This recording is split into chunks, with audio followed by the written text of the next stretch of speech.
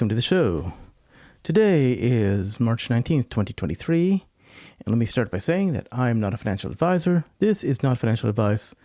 This information is intended for entertainment and educational purposes only. These are my thoughts about the FINRA FAQ about MMTLP, or a stock symbol MMTLP. This is part 2 of a two-part series. And if you have not seen part 1, I highly recommend that you check out part 1 first. Links will be provided to part 1 in this video, in the description, of course. So, as I stated in part 1, every single one of my, so I stated in part 1,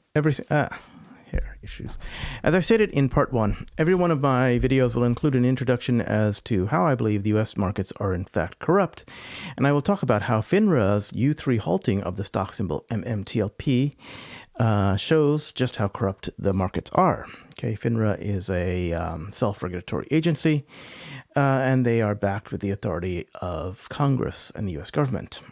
Okay. So even though this entire video talks about stock symbol and talks about that entire case in detail, I will be going over the overview. So here we go.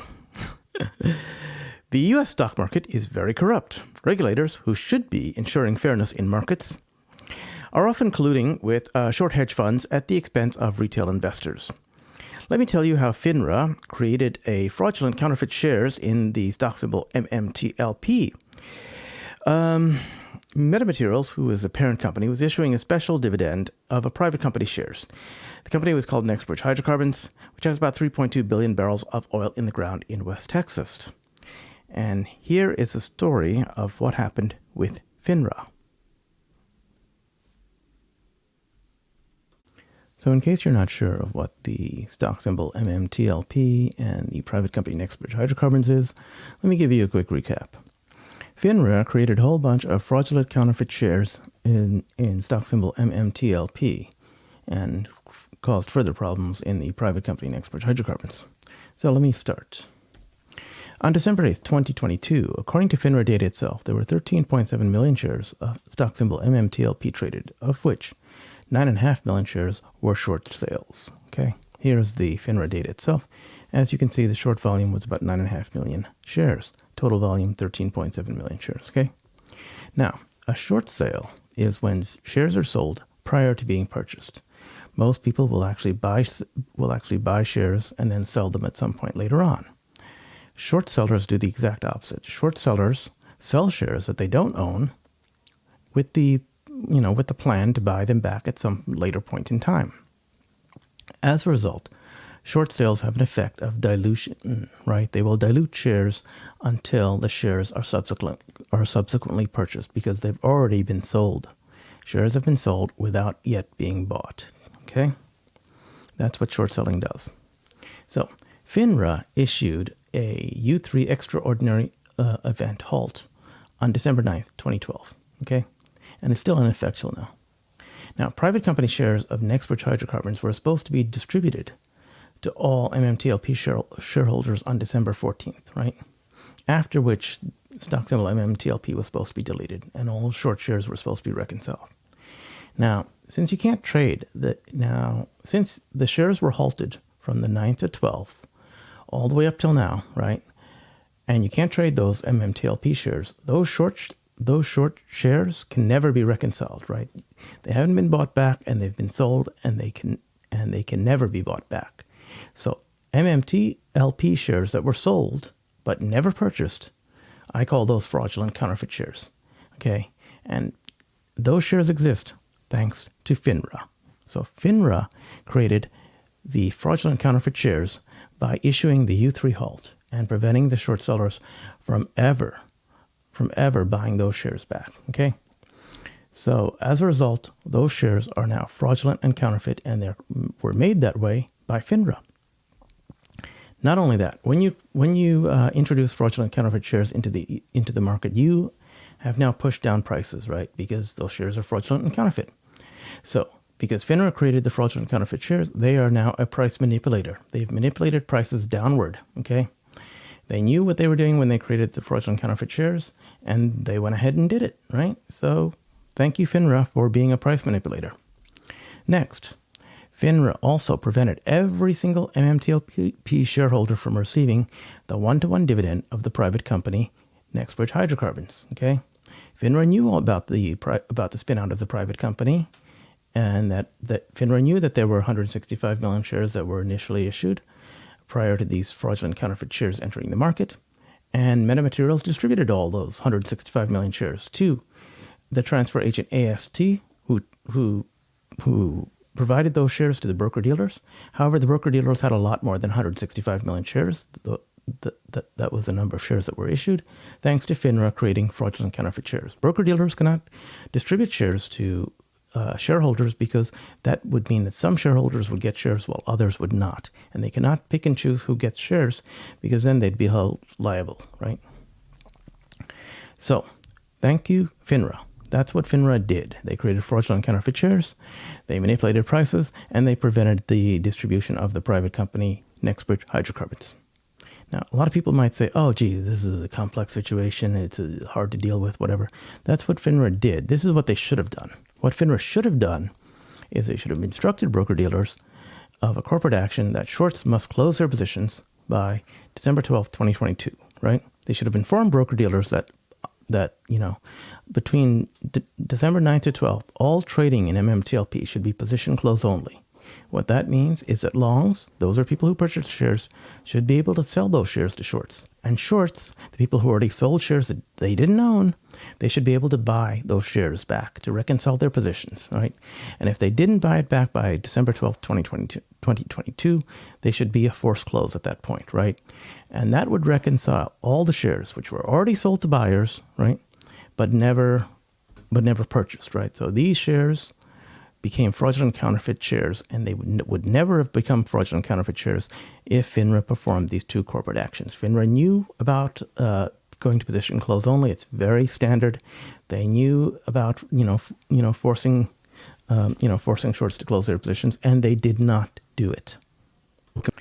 So this is the last part of question number 5, which FINRA answered. I'm not going to go over I'm not going to go over question 5 in detail. I'm just going to go over the last part of it, which is that I believe that the last line may be incorrect or misleading or intended to promote a particular narrative. The last line reads that because the MMTLP shares have been canceled by the issuer, they can no longer be traded, and that symbol can no longer be reinstated. And the reason I believe it's incorrect, misleading, or intended to promote a narrative is that the MMTLP shares were exchanged 1-for-1 with Next Bridge Hydrocarbons shares. And I believe that the shareholders of MMTLP now have placeholder CUSIPs for Next Bridge Hydrocarbons. Okay. As a result, it would be trivial for a court to order that Next Bridge Hydrocarbons shares be converted to MMTLP shares, resume trading for 2 days of MMTLP shares, go to position close only, of course, and that the shorts have to be directed to close all positions by the end of the second day. And if they did not close all positions, the positions would be automatically closed for them. Okay. Now, if the stock symbol MMTLP is not available for any technical reasons, you can choose another alternative symbol, and it can be easily specified. No one's married to the symbol MMTLP. So there you go. That was question 5. Let's move on now to question 6. What happened to investors who did not sell their MMTLP shares prior to the trading halt? Okay. So it's so if we read this, it says investors who had settled positions in MMTLP on December 12th were holders entitled to receive shares of Nexbridge Hydrocarbons as part of the Nexbridge MMTLP corporate action. Thus, applying the standard settlement cycle of T+2, an investor who did not settle by December 8th would receive the Nexbridge shares in the distribution, and this would be the case even if FINRA had not halted trading on December 9th.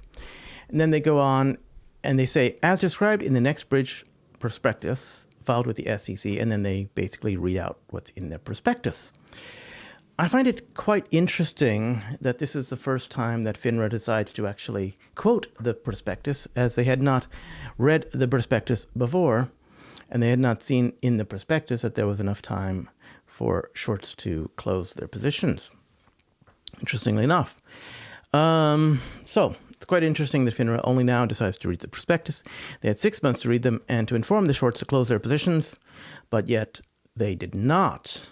Okay, so they had 6 months to actually do corporate actions, tell the shorts, hey, you got to close your positions. This is going to go to position close only. And instead, they wait until the very last, until the very last minute, 2 days before trading is supposed to cease. And then they pull a U3 halt and surprise all the long investors while protecting their short hedge fund buddies. So anyway, I think everyone is capable of reading the S1 filing statement, so I'm not going to go over the S1 filing statement. But instead, I would like FINRA to please explain how short shares could be settled when there are only 165 million shares that were issued, and that there are known millions of short shares in existence. Okay? Short shares are, of course, shares which have been sold but never purchased, intending to be purchased at a later date. That later date can never come by because, guess what? The Next Bridge Hydrocarbon shares are not tradable. Right? So the short shares cannot buy Next Bridge Hydrocarbon shares. They cannot. They cannot get them. No one can get them. They're only available to MMTLP shareholders, and because there were short shares, I do not believe that you can provide 165. I don't believe that the 165 million shares which were issued will do anything but cover less than 100. The 165 million shares that were issued will cover less than however many shares are out there, right? Because short shares are dilutive, and that they actually, people do not go out and say, I would like to buy a short share. They don't go to their brokers and say, I would like to buy a fraudulent counterfeit share. I'd like to buy a short share. They say, I would like to buy an MMTLP share. That is what their brokers claim to provide. And so therefore, there is nothing in writing that says you are getting a short share. Brokers have to provide the Next Bridge Hydrocarbon shares. They only received 165 million. If there are something like 300 million short shares out there, if there are something like 500 million short shares out there, how is it possible for brokers to provide 500 million shares to longs when there are only 165 million shares that were issued? Please answer that, FINRA. Okay. What would have happened? Question number 7. What would have happened to any trades executed after December 8th had FINRA not halted trading in MMTLP? And then FINRA goes on with their statement that, gee, there might be settlement problems and all this, but I contend that there would have been no settlement problems if broker-dealers had issued a position close only, if broker-dealers had gone to position close only, being directed by FINRA, right? Because as we know, longs would have been able to sell shares that they own. Shorts would have been able to buy shares from longs only. Those are settled shares, okay? And you can have broker-to-broker settlement after the after those particular T+2 days. But in either case, broker-dealers should have directed shorts to close their positions by December 12th or have their positions automatically closed for them. That would have reconciled all the short shares. And as a result, there would be no problems issuing the Next Bridge Hydrocarbons dividend, of which there would be 165 million shares of Next Bridge Hydrocarbons to be issued out to the long shareholders. Okay? At the end of reconciliation, there should only be 165 million shares of Next Bridge Hydrocarbons left. Okay. There would have been no settlement problems, FINRA. Please respond to that. In either case, let's look at question number 8. Is there public data concerning short sale activity in MMTLP? And FINRA says, yes, there's a whole lot of this. And I'm not going to read all of this for you, but I'd like to say to FINRA, thank you very much, FINRA, for cutting and pasting short interest data. Thank you for cutting and pasting definitions of short interest data, short sale volume, and fail to deliver. I'm sure people would not have been able to find this on their own if you did not cut and paste them from the relevant sources. However, assuming that people already know what short interest data is, or the definitions of what short interest is, what short sale volume is, and what fail to deliver is, I have a question. As we all know, the reported short interest is at least 2 weeks old. 2 weeks old, right? And it only includes correctly self-reported information. Now, many times, shorts incorrectly report their position as long instead of short, and sometimes they fail to report short interest at all. Now, we know this to be true because FINRA yourself, have actually fined, I believe this is Credit Suisse, you fined them a huge, gigantic fine of $200,000 for failing to report any short interest information from 2015 to 2019. Wow. So apparently, Credit Suisse, who has God knows how much short interest out there, they failed to report all of this information for 4 years. Finally, they get a fine from FINRA of $200,000 over 4 years. It's $50,000 a year. That's what's known as the cost of doing business, or could be considered the cost of doing business. So, short interest data by that definition seems to be liable to be incorrect, at the very least. Short sale volume. Please tell us, FINRA, how you expect the 9.5 million short volume in stock symbol MMTLP that was sold on December 8th to ever be reconciled. Did these shares turn into fraudulent counterfeit shares because trading was halted and there was no way for this short volume to actually be reconciled? How would that happen? How would that happen, FINRA? Finally, let's look at the computer glitch, which you talk about, which happened incorrectly for 41 days, that reported MMTLP to be on the OTC threshold list. Why did this computer glitch happen for 41 days? That seems to be a long time for a computer to be glitching, or not to be fixed. Was it a computer glitch? Because computer glitches are typically rare, but they seem to be occurring quite frequently and quite conveniently with regards to stock symbol MMTLP. Oh, and what about the short interest that's been moved offshore? Can you tell us about that, FINRA? How is that reported? Who keeps track of the short interest that is moved offshore? Do you allow for short interest to be moved offshore? I seem to recall that can happen. Please tell us about that. Those are not in the definition terms that you have cut and pasted. So please let us know about that information, FINRA.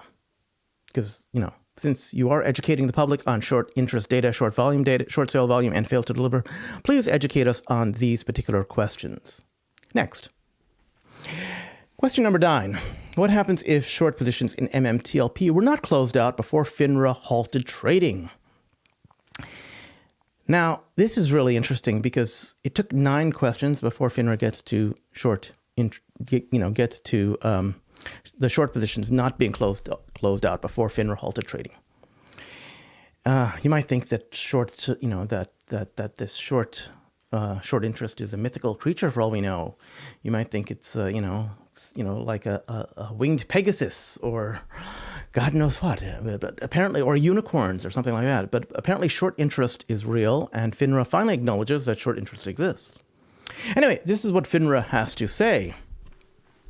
Broker-dealers have operational conventions in place for adjusting short positions following a corporate action. Okay. In this case, FINRA understands that firms have adjusted short positions in MMTLP to reflect an equal size short position in Nexbridge, i.e. an account with a short position of 100 shares of MMTLP now reflects a short position of 100 shares of Nexbridge. So explain to me this, FINRA. Next Bridge Hydrocarbons is a private company, and you are saying now that broker-dealers have a short interest in private company shares. How is that possible? Are people allowed to short private company shares? Why did you allow private company shares to have a short position?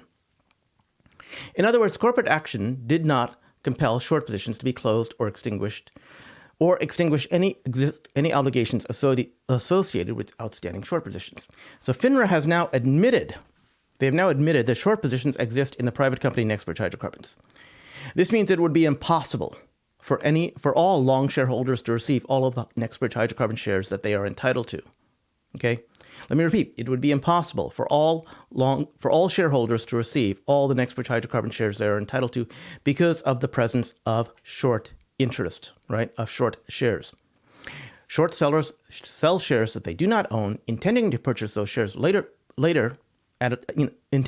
Short sellers sell shares they do not own, intending to purchase those shares back at a later date.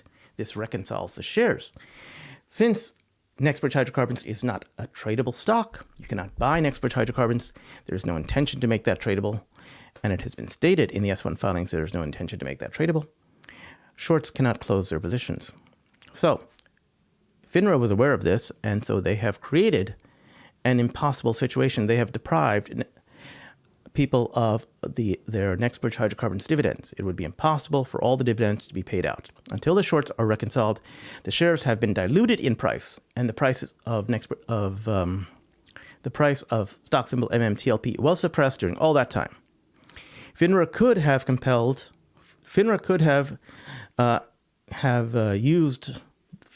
issued the correct corporate actions that I mentioned earlier. Those would be that that brokers should go to position close only for stock symbol MMTLP, combined with the fact that shorts would be told that they must close their positions by the 12th, or their positions would be closed for them. Okay? By going to position close only, of course, there would be no settlement problems. Everything would be taken care of. Reconciliation would have happened. So FINRA has now stated in their FAQ that they have created an impossible situation. They have created a big mess, and they need to resolve it. They can still resolve it by turning back the time and going back to and issuing those 2 corporate actions. Okay. But in either case, because FINRA did not compel short positions to be closed, FINRA is now responsible for the creation of fraudulent counterfeit shares of Next Bridge Hydrocarbons, right?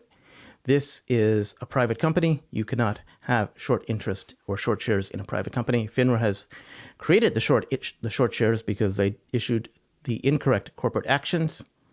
They knew what corporate actions to do because, quite frankly, the broker-dealers were all set to issue those particular the corporate action for shorts to go to position close only. And FINRA prevented them from doing that by going to a U3 halt. Question number 10. What should investors do if they believe they have not received their Next Bridge Hydrocarbon shares? Okay, this is interesting. Okay, let's get down to it now.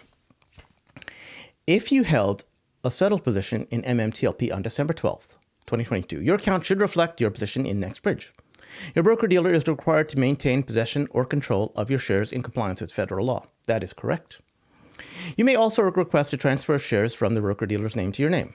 However, this transfer may take time to achieve, and your broker-dealer or the transfer agent may charge a fee for this service. Okay, we know, according to the S1 filing, that there should be no fee associated with this transfer. Okay, if you believe that your shares are not properly reflected in your account, or your broker-dealer has not been willing to transfer shares pursuant to your instructions, you should contact your broker-dealer to understand the status of your Next Bridge Hydrocarbon shares. Really. FINRA is throwing the broker-dealer under the bus because broker-dealers may have short shares there. Those short shares were not allowed to be reconciled because of FINRA's U3 halt. Let me repeat, those broker-dealers were not allowed to reconcile those shares because of the U3 halt, okay? Now, they go on further to state, your broker-dealer may reflect your Nexbridge shares in your account using a numeric or alphanumeric identifier. Different firms may use different identifiers because an official CUSIP number, which is an identifier assigned by CUSIP Global Services at the request of the issuer, not FINRA, has not, to date, been assigned to Nexbridge common stock. The absence of an official CUSIP does not affect the status of Nexbridge shares reflected in your account. If you believe your broker-dealer has not provided a satisfactory explanation to your questions, you may submit an investor complaint to FINRA. This is the most ludicrous thing that I've ever heard. Okay, let me explain why this is so incredibly ludicrous. So, you can complain to FINRA about your broker-dealer because FINRA prevented your broker-dealer from doing the right thing. Broker-dealers were all set to issue a position close only memo to short shareholders. FINRA prevented that by going to a U3 halt. Then FINRA is suggesting, you should complain about your broker-dealer to FINRA, at which point the broker-dealer would simply say, well, we're doing what you, FINRA, said. And then FINRA would say, well, that's correct. So really the problem rests with FINRA. FINRA created the problem. They're throwing the broker-dealers under the bus, and they're saying, hey, if you got a problem with the broker-dealer, complain to us. Complain to us, FINRA, who created the problem for the broker-dealers in the first place, so that the broker-dealers can come and tell us that they were doing what we told them to do. This is one of the most hypocritical statements I have ever heard. This is sheer hypocrisy and sheer lunacy. Okay. What should FINRA have done which should have not caused any problems? It's very simple. As I stated earlier, FINRA should have issued a corporate action to broker-dealers. Broker-dealers should go to position close only for the last 2 days of trading. Broker-dealers should inform the shorts to close their position or their position will be force closed on that last day of trading. Okay. FINRA further informs the public that they can complain about their broker-dealer now to FINRA because the broker-dealer did not issue the correct corporate actions. But they were not allowed to issue those corporate actions thanks to FINRA's U3 halt. Okay. So basically, they're saying, hey, look, we don't give a flying F about you, the shareholder. And this whole thing is lunacy, and it's actually very hypocritical. So what do I think needs to be done at this point? Well, I suggest that it is possible that there's a huge amount of incompetence or corruption or some cover-up of the incompetence and or corruption now going on, which is possible, right?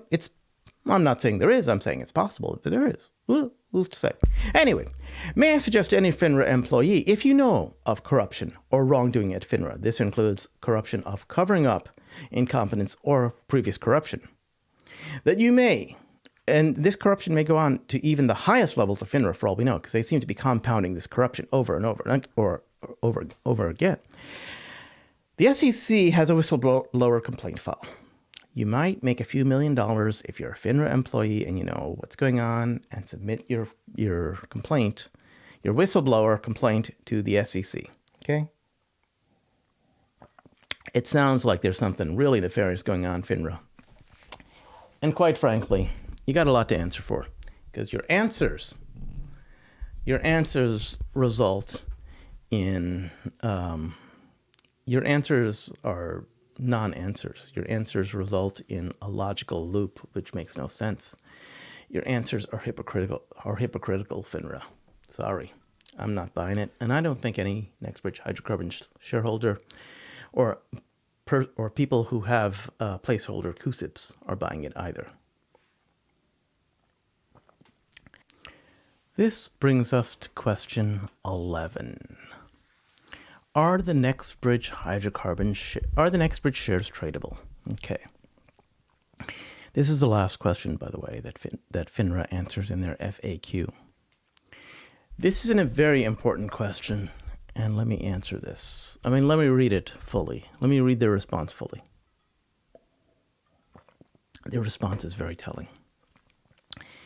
As discussed above, Nexbridge filed a Form S-1 registration statement with the SEC to register 165 million shares of common stock, which became effective on November 18, 2022. Actually, it was, something between the 18th to 23rd or something like that, depending, because I believe they stated earlier it was the 23rd, but let's give them that. Okay. According to the prospectus, Nexbridge is an independent public reporting company. That is true. The registered shares are freely tradable under federal law. That is gray. Okay? While the shares are tradable, let me skip ahead. It says, if you were to read the S1 filing statement, let's talk about how the shares are freely tradable. Okay? Our common stock is not eligible with the DTC, which may result in brokerage firms being unwilling to hold or trade the stock. This is from the S1 filing. Okay. Our shares of common stock are not eligible with DTC to permit our shares of common stock are not eligible with DTC to permit our shares of common stock to trade electronically.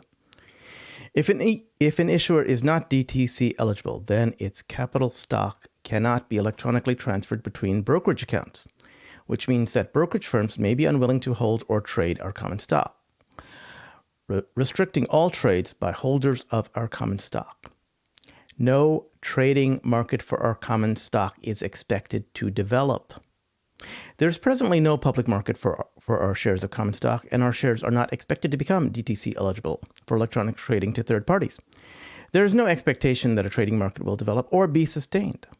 Accordingly, you may have to hold our shares of common stock indefinitely. Okay. So, what this basically means is if you want, you may. If you had Nexbridge Hydrocarbons shares, you are entitled. If you had stock symbol MMTLP shares, you are entitled to 1 share of Nexbridge Hydrocarbons for every share of MMTLP. And those shares are yours. Now, you cannot trade them electronically. You cannot trade them through a brokerage. There is no plan for that. There was never a plan for that. No trading market for the common stock was ever expected to develop. Okay. FINRA knows this. FINRA has read the S1. Okay. Not only is that common knowledge, the entire S1 was created for the purpose of spinning out the private company Nexbridge Hydrocarbons. Let me repeat, the private company, the non-publicly traded company. It was not intended to be publicly traded. They spent 6 months of time working with lawyers to make sure their shares would not be publicly traded. Why? Why would Nexbridge Hydrocarbons want to have their stock publicly traded? But it appears this may be what FINRA wants. Let me read some more about what FINRA says. Let me go back to this. As of the date of this article, Nexbridge shares have neither a CUSIP number nor a security symbol. That is true. If Nexbridge, that's the issuer, were to obtain a CUSIP number, that would facilitate the secondary market trading. That would. But why would Nexbridge want to do that? Broker-dealers would be able to request that FINRA assign a symbol to Nexbridge shares in connection with quoting and trading activity, where such request is consistent with FINRA rules and policies with federal law. However, even without a CUSIP number, any trades in Nexbridge shares executed by a broker-dealer must be reported by the firm to FINRA for regulatory purposes through a file submission process. What they're saying is basically, look, if you have a share of Nexbridge Hydrocarbons, you can take that share, you can take possession of that share, and you can sell that share to a buddy that you know, or to a friend or someone whom you may know, and they can buy that share from you because you're an owner of that share. It's like if you had, if you had this stapler, right? I own this stapler. I can trade this stapler. I can sell this stapler to anybody for a price, right? But anyone can do that with anything, right? I will not be someone who says this is a publicly traded stapler. No, this is a private stapler. I own the stapler, okay? Same with Next Bridge Hydrocarbons, right? I can sell that share just as I can sell my stapler to somebody I know or somebody I meet, right? But there's no market. There's no publicly traded market for this stapler, okay? Very simple, okay? But I can still sell that stapler. So that is a very disingenuous statement from FINRA to state. But however, this statement does open the door for possibly gray market trades, right? Where if someone wants to buy my stapler, they may come up to me and say, I would love to buy your stapler.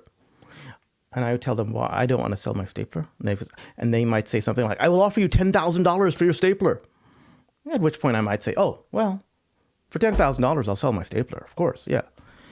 But if they come up to me and say, I would love to buy your stapler, I say, I don't want to sell my stapler. Why do I want to sell my stapler? It's my stapler. I will offer you $1 for your stapler. I'll say, fuck you. Sorry. I will say, I do not wish to sell my stapler to you for $1. I love, I have a great love of my stapler. And I fought hard to get my stapler. There are a very limited number of these staplers out there. There may be only, for all I know, 165 million staplers in existence.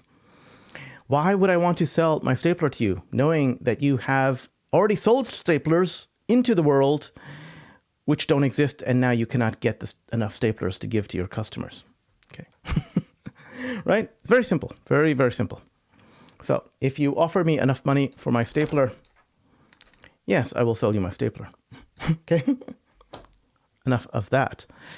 But we do know there was never a plan by Metamaterials or Next Bridge Hydrocarbons to ever have Next Bridge Hydrocarbons shares be traded publicly. It is intended to be a private company stock. Okay? Because FINRA knew this, they knew that shorts cannot buy Next Bridge Hydrocarbons stock. They know that shorts cannot deliver the dividend of Next Bridge Hydrocarbons stock that they need to deliver to shareholders. They were prevented from buying Next Bridge Hydrocarbons stock on those last 2 days by FINRA's U3 halt. Okay? So, therefore, what I'm going to say is that FINRA is stated publicly, the fact of the matter is that what FINRA has done is they prevented the reconciliation of short shares. And they've turned all of those short shares into fraudulent shares, and they've prevented broker-dealers from reconciling their shares, and they've turned short shares into people who've sold fraudulent counterfeit shares. They've turned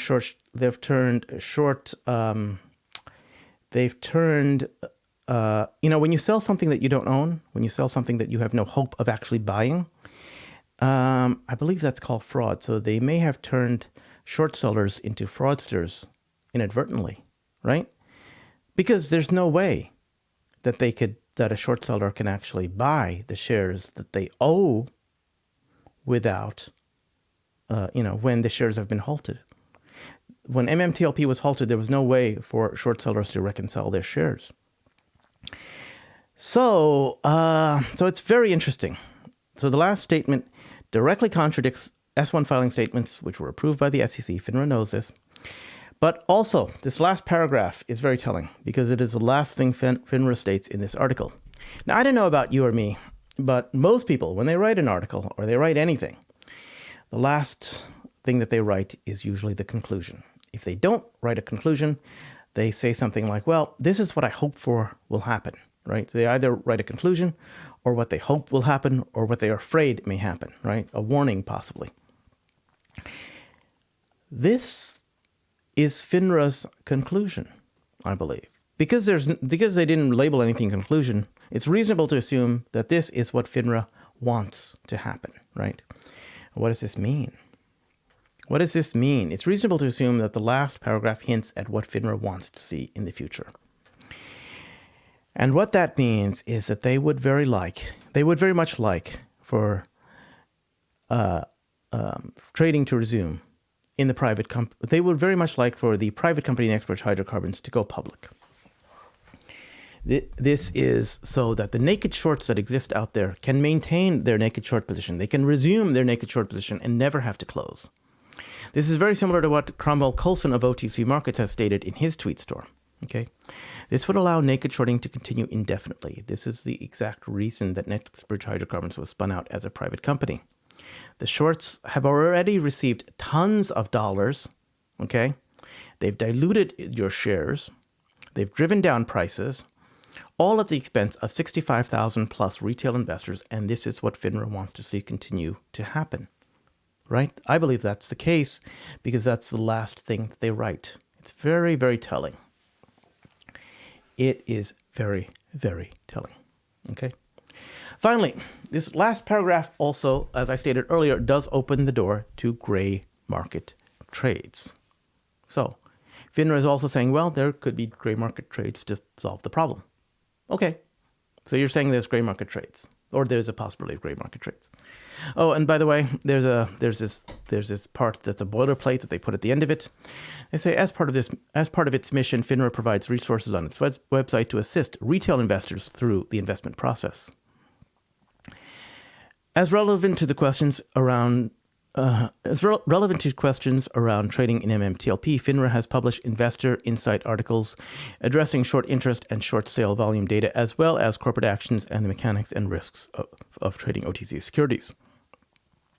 Visit FINRA's for Investors webpage for more information. So I very much doubt that FINRA is assisting retail here. They seem to be protecting the interest of their short hedge fund buddies at the expense of 65,000 plus retail investors. In fact, the entire FAQ seems to be created not because of pressure from retail, but because of pressure from an outside source that might have some influence. Retail has been complaining to FINRA retail has been complaining to FINRA for today exactly 100 days since they filed the U3 halt. There have been 3 lawsuits filed against FINRA, all with regards to MMTLP and the U3 halt. And this FAQ seems to be more of a CYA. You can fill the rest in. Okay? So, in conclusion, I'm going to conclude this video by saying that FINRA has admitted to creating through their actions short positions in the private company Next Bridge Hydrocarbons. And that I believe that FINRA would like to see Next Bridge Hydrocarbons trading as a public stock, where short hedge funds can continue to naked short the company into oblivion, all at the expense of 65,000 plus retail investors. Okay? That is what I believe is in conclusion. That is my conclusion. And that is my point-for-point take on the FINRA FAQ, frequently asked questions, about MMTLP. Now, it's quite possible that at some later point in time, there may be other point-for-point breakdowns by better people than myself. Feel free to watch those. These are, of course, only my opinions. This is what I believe. This is not necessarily, all of this information is, of course, intended for entertainment and educational purposes only. I am not a financial advisor.